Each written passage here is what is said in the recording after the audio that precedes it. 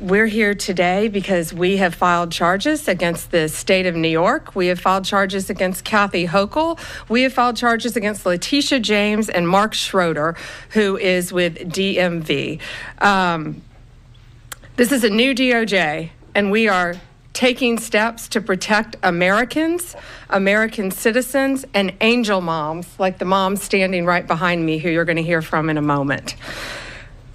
New York has chosen to prioritize illegal aliens over American citizens. It stops today.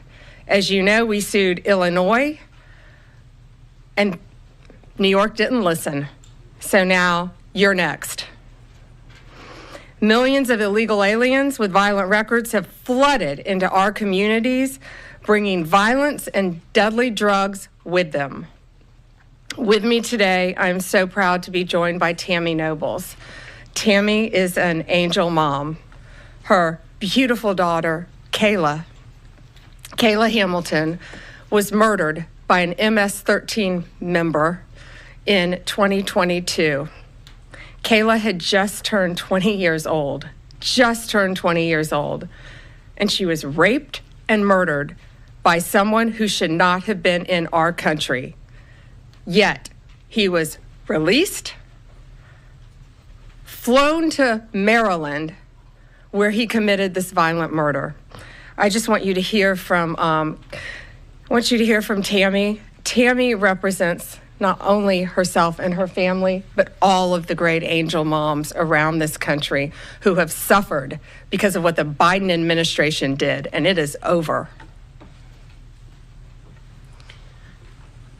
Thank you for having me here today and being able to share Kayla's story.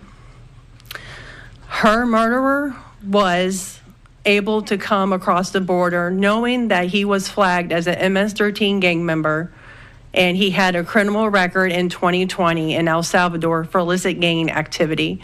He came over as an unoccupied alien child, saying that he was afraid of gang activity in his country.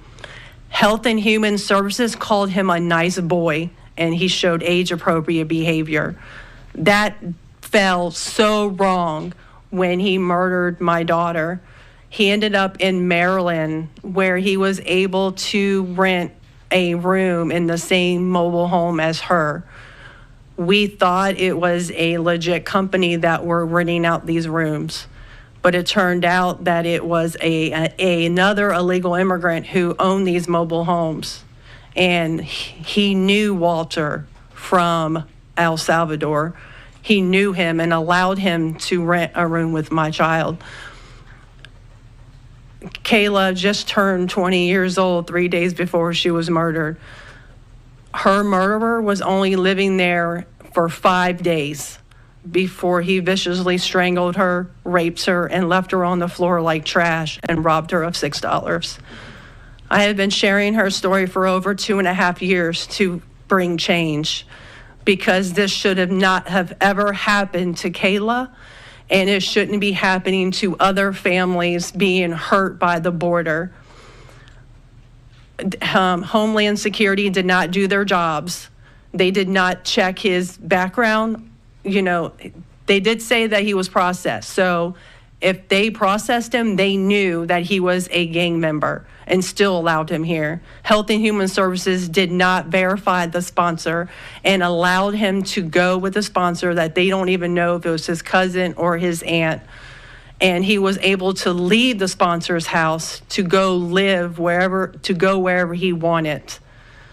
And I am going to continue sharing Kayla's story to help save others and to bring awareness of what was happening under the Biden-Harris administration. And I'm so thankful for Pam having me here today.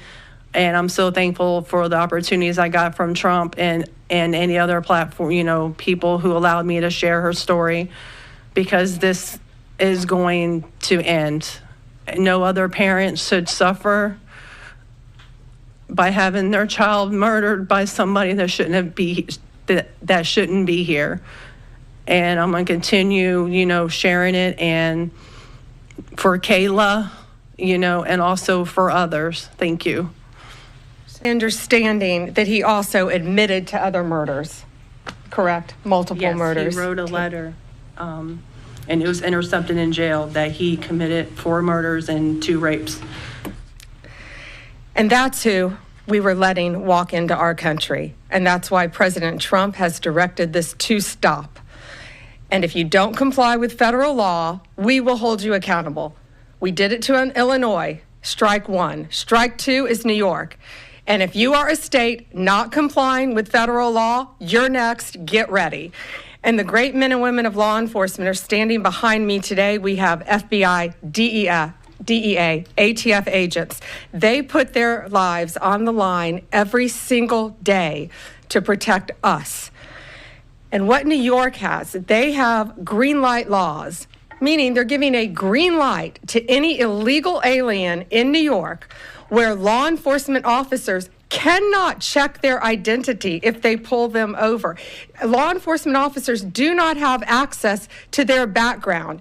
And if these great men and women pull over someone and don't have access to their background, they have no idea who they're dealing with. And it puts their lives on the line every single day. Violent criminals, gang members, drug traffickers, human smugglers will no longer terrorize the American people. And that is why we are here today. You will be held accountable if you do not follow federal law. It's over, it ends, and we're coming after you. Questions? We have time for a few questions. David Spunt with Fox News.